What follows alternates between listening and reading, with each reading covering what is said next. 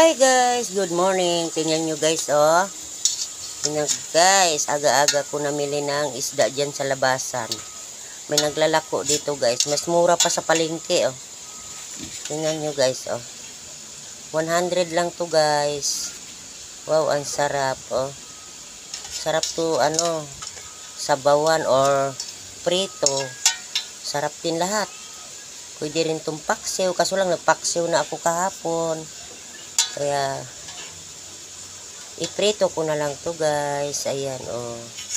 Diba? Halagang 100 lang guys. 3/4 lang yan guys. Wala pang 1 kilo yan. Yan, kasi yung 1 kilo, 120. O, diba? Ginawa ko lang 100. Kasi parang sobrang dami na. O, diba?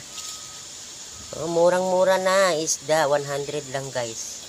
Mayroon kami suki, nagmumotor.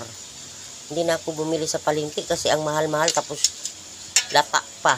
Dito sa naglalako, talagang press na press ang isda niya, oh. O, diba? Sus, ang sarap ng isda, guys, oh. Diba, matambaka yata ito, diba, matambaka.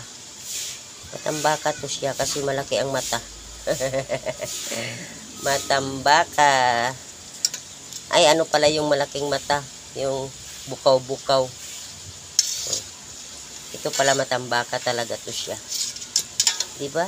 Ang sarap. Ang sarap-sarap guys.